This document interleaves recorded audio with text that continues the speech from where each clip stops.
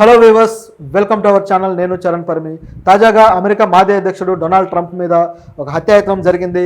ఒక దుండగుడు కాల్పులు చేశాడు. అయితే లక్కీగా ఆయన తప్పించుకోగలిగారు, తను రక్షించుకోగలిగారు. అయితే ఈ కాల్పులు ఎందుకు జరిగాయి ఏంటి అనేది ఒకసారి గమనించాలి మనం. నిజానికి డొనాల్డ్ ట్రంప్ అమెరికా మాజీ అధ్యక్షుడిగా వివాదాస్పదమైన వ్యాఖ్యలు చేసిన వ్యక్తి. అలాగే ఈ వీసాల విషయంలో కావచ్చు, భారతీయులు ఏషియన్స్ అమెరికా వెళ్ళి అక్కడ జాబులు వెతుక్కునే విషయంలో కావచ్చు, నేను వీళ్ళని కట్టడి చేస్తాను, అమెరికాకి మొదటి ప్రాధాన్యత ఇస్తాను అని చెప్పిన వ్యక్తి.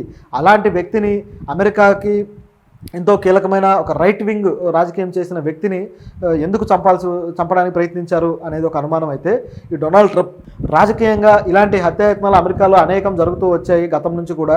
సో అలా జరిగిన వాటిలో కొంతమంది గ్రేట్ టవరింగ్ పర్సనాలిటీస్ అయిన కొంతమంది లీడర్స్ కూడా చనిపోయారు. సో వాళ్ళు ముఖ్యంగా అబ్రహాం లింకన్, మనకు తెలిసిందే. ఆయన 1865లో అబ్రహాం లింకన్ చనిపోయారు. సో దానికి కూడా కారణం ఇప్పుడు ఆయన చంపిన వ్యక్తి ఒక తెల్లజాతీయుడు. అబ్రహాం లింకన్ కూడా తెల్లజాతీయుడే, ఆయన చంపిన వ్యక్తి కూడా తెల్లజాతీయుడు. సో ఆయన ఎందుకు చంపాడు అనే దానికి మనకు చరిత్ర పుస్తకాల్లో చూసుకుంటే ఆయన ఈ నల్లజాతీయుల స్లేవ్స్ ఏదైతే బానిసత్వం ఉందో దానికి వ్యతిరేకంగా ఆయన ఎంతో పోరాడి దాన్ని ఎలాగైనా రద్దు చేయాలని చెప్పి పట్టుబట్టి రద్దు చేశాడు అబ్రహాం లింకన్. సో అది చాలామంది తెల్లజాతీయులకు నచ్చలేదు. జాత్యహంకారం అంటాం కదా. సో ప్రస్తుతం కూడా అమెరికాలో అది ఉంది. చాలామంది దానివల్ల భారతీయులు కూడా ఇబ్బంది పడుతూ ఉంటారు, ఏషియన్స్ ఇబ్బంది పడుతూ ఉంటారు, చైనీయులు కావచ్చు, వీళ్ళంతా కూడా. ఇక బ్లాక్స్ అయితే చాలా దారుణంగా ట్రీట్ చేయబడుతూ ఉంటారు. సో ఈ విధంగా పరిస్థితి ఉంది చాలా చోట్ల. అంటే పూర్తిగా అలా ఉందని కాదు, చాలా చోట్ల ఉంది. మన దేశంలో ఎట్లాగైతే కుల వివక్ష ఎక్కువ ఉంటుందో అక్కడ జాత్యహంకారం అనేది, అలాగే ఈ తెల్లజాతి వివక్ష అనేది ఎక్కువగా ఉంటూ వస్తుందన్నమాట. సో ఈ విధంగా ఈ కారణంతో అబ్రహాం లింకన్ చనిపోయాడు. ఆ తర్వాత వచ్చేస్తే జాన్ ఎఫ్ కెనడీ, ఆయన మీద కూడా హత్యాయత్నం జరిగి ఆయన చనిపోయాడు.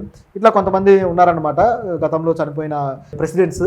సో ఇట్లా ఈ మాజీ ప్రెసిడెంట్ ఎవరైతే ఉన్నారో డొనాల్డ్ ట్రంప్, ఈయన మీద కూడా దాడి చేయడం జరిగింది. అయితే ఈయన తప్పించుకున్నారు. పోలీసులు వెంటనే రియాక్ట్ అయిపోయి తప్పించడం జరిగింది. ఆ దుండగుడిని నిలువరించగలిగారు.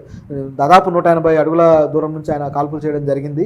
అది కూడా షార్ప్ షూటర్ అనే అతను అర్థమైపోతుంది. ఎందుకంటే డైరెక్ట్గా తలకి గురిపెట్టి షూట్ చేశాడనమాట. ఇలాంటిది ఇంత షార్ప్గా షూట్ చేయగలిగే కెపాసిటీ కేవలం షార్ప్ షూటర్స్కే ఉంటుంది. అయితే ఈ షూట్ చేసిన వ్యక్తి కూడా తెల్లజాతీయుడే. అదే ఇక్కడ ట్విస్ట్ అనమాట. సో తెల్లజాతీయుడు ఎందుకు చంపాలనుకున్నాడు? నిజానికి ట్రంప్ భావజాలం గమనిస్తే ఆయన పూర్తిగా తెల్లజాతికి సపోర్ట్ చేసే వ్యక్తి. ఆయన నేటివ్ మీన్స్ ఇప్పుడు ప్రస్తుతం అమెరికా నేషనల్ ఏదైతే స్టాండ్ ఉందో, సో ఆ నేషనల్ స్టాండ్ తీసుకున్న వ్యక్తి అనమాట. అమెరికా ఫస్ట్ అంటూ తన రాజకీయ ప్రస్థానం మొదలుపెట్టారు. ఆ విధంగానే తను గెలిచి తన పార్టీని కానీ ఒక ప్రైమ్ మినిస్టర్గా స్థాపించడం జరిగింది. సో అలాంటి వ్యక్తి నిజానికి గతంలో ఎప్పుడైతే ఓడిపోయారో సెకండ్ టర్మ్లో, ఆయన ఓడిపోగానే ఆయన ఒక వివాదాస్పదమైన విషయంలో ఆయన బాగా ఇరుక్కున్నారనమాట. అదేంటంటే ఆయన ఓడిపోయిన తర్వాత ఆ ఎలక్షన్లో ఆయన ఓటమిని తాను అంగీకరించలేదు. ఈ ఓటమి నేను అంగీకరించను, ఎందుకంటే ఎలక్షన్లు అంత జెన్యూన్గా అంత ఫెయిర్గా జరిగినట్లు లేదు, ఇక్కడ ఏదో జరిగింది అని చెప్పేసి ఆయన మీడియా ముందు తెలియజేయడము, వివాదాస్పద వ్యాఖ్యలు చేయడము. అమెరికా ప్రజాస్వామ్య వ్యవస్థలోనే ఇది ఒక డిఫరెంట్ కోణం అనమాట. ఇది ఒక వెరైటీగా అనిపించింది అందరికీ కూడా. ఇదేంటి ఈయన ఇలా మాట్లాడారని. ఎందుకంటే గతంలో ఎంతోమంది ప్రైమ్ మినిస్టర్లు ఓడిపోయినా సరే వాళ్ళు దాన్ని అంగీకరిస్తారు. వాళ్ళు మెచ్యూర్డ్గా ఆలోచించి దాన్ని అంగీకరించి ఓటమిని ప్రజల నిర్ణయాన్ని గౌరవిస్తారనమాట. కానీ ఈయన రివర్స్లో మాట్లాడడం అనేది అందరికీ షాక్ గురి చేసింది. దాంతోపాటు తన అనుయాయులు ఎవరైతే ఉన్నారో, తన అనుచరులు, తన పార్టీ మద్దతుదారులు, వీళ్ళందరినీ కూడా రెచ్చగొట్టాడు. సో మీరు దాడులు చేయండి అన్నట్టుగా ఆయన రెచ్చగొట్టి దాడులు చేయించాడు. అది ఎంత దుర్మార్గంగా జరిగిందంటే, వైట్ హౌస్ ప్రజాస్వామ్యానికే మచ్చు తునక లాంటి, ప్రజాస్వామ్యానికే ఒక పెట్టని కోట లాంటి ఈ అమెరికాలో ఈ వైట్ హౌస్ అనేది ఎంతో గొప్ప పేరున్న ప్రజాస్వామ్య విలువలకు చిహ్నంగా చెప్పుకోగలిగే ఈ వైట్ హౌస్ మీద బీభత్సం చేయడాన్ని బట్టి చూస్తే దీని వెనుకున్న ట్రంప్ ఆయన ఆలోచన విధానము, ఆయన ఆలోచన తీరు అనేది మనం ఒకసారి అర్థం చేసుకోవాలి. సో ఆయన ఎంత టెరిఫిక్గా, ఎంత దూరమైన వెళ్ళడానికి వెనుకాడడు అనేది ఇక్కడ కనిపిస్తూ ఉంది. అంతేకాకుండా గతంలో ఇప్పుడు ముస్లిం దేశాల నుంచి శరణార్థులను కానీ వీళ్ళెవరిని మేము ఎవరిని రానివ్వము అని చెప్పేసి ఆయన హుకుం జారీ చేయడము, దానికి తగ్గట్టుగా ఆయన కొన్ని ప్రణాళికలు రూపొందించడం కూడా చూసాం. అయితే దాని మీద ఎంతో వ్యతిరేకత కూడా వచ్చింది, సరైంది కాదు అని చెప్పేసి. సో ఇవన్నీ కూడా ట్రంప్ చేస్తూ వచ్చిన వ్యతిరేక కార్యకలాపాలు. వీటిల్లో ఏది ఆయనకు వ్యతిరేకంగా అయిందో తెలియదు మరి. ఎందుకంటే ఇప్పుడు ఒక 10 మంది వ్యక్తులకి ఇబ్బంది కలిగించే పని చేసినప్పుడు, ప్రజాస్వామ్యానికి నష్టం చేసినప్పుడు, దానివల్ల నష్టపోయిన వాళ్ళు రియాక్ట్ అయ్యే ఛాన్స్ కూడా ఉంది. సో ఆ విధంగా ఏమన్నా రియాక్ట్ అయ్యారా? సో ఇప్పుడు ఈ వైట్ హౌస్ మీద దాడి కావచ్చు, దీంట్లో ట్రంప్ మీద ఎవరైనా కోపం పెట్టుకొని చేశారా, లేకపోతే ఆయన ముఖ్యంగా ఈ తెల్లజాతి జాత్యహంకారాన్ని కాస్త ఆయన ప్రోత్సహిస్తూ వచ్చిన వ్యక్తి అనమాట. దీనివల్ల ఎవరన్నా వ్యతిరేకంగా ఆయనకు తిరగడం జరిగిందా? సో ఇట్లాంటి ప్రశ్నలు చాలా వస్తున్నాయి అనమాట ఈయన దాడిని బట్టి చూస్తే. ఎందుకంటే కాల్చిన వ్యక్తి కూడా డైరెక్ట్గా లేపేయడానికే ప్లాన్ చేశాడు, కేవలం బెదిరించడానికి కూడా కాదు. లక్కీగా ఆయన తప్పించుకోవడంతో ఆయన చెవికి తగిలి ఆ బ్లడ్ అనేది కొద్దిగా స్ప్లిట్ అయింది. సో ఆ చెవికి తగలడం చిన్న గాయం మాత్రమే అయింది, లేకపోతే చాలా ప్రాణానికి ప్రమాదం. ఎందుకంటే షార్ప్ షూటర్లు అంత చాకచక్యంగా కాలుస్తారనమాట. ఇది చూస్తే మనకి అతడు సినిమాలో ఒక సన్నివేశం ఉంటుందన్నమాట. ఆ సన్నివేశం గుర్తురాక మానదు. అయితే దాని వెనక రాజకీయ లబ్ధి కోసం ఆ క్యారెక్టర్ చేస్తుంది.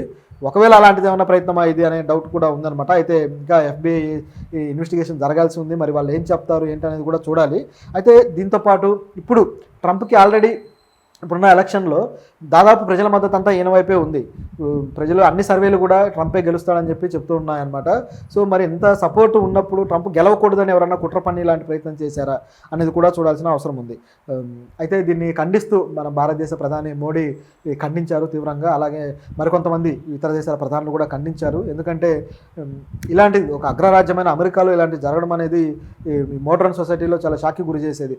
గతంలో అంటే ఇప్పుడు అబ్రహాం లింకన్ జరిగిన టైంలో అంటే 19th సెంచరీ అట్లా పాత జనరేషన్ కాబట్టి అప్పుడు అవకాశం ఉందేమో. కానీ ఇప్పుడు అలాంటి జరగడం మాత్రం నిజంగా షాక్ గురి చేసేది. మన ఇండియాలో కూడా ఇట్లా ప్రైమ్ మినిస్టర్ల మీద జరగటము, వాళ్ళు చనిపోవడం మనం అనేకం చూసామన్నమాట. సో ఈ విద్వేషపూరితమైన ఈ రాజకీయ కక్షలు అనేవి ఇంత దుర్మార్గానికి కూడా ఒడిగట్టడానికి వెనుకాడడం అనే దానికి ఇది ఒక ఉదాహరణ.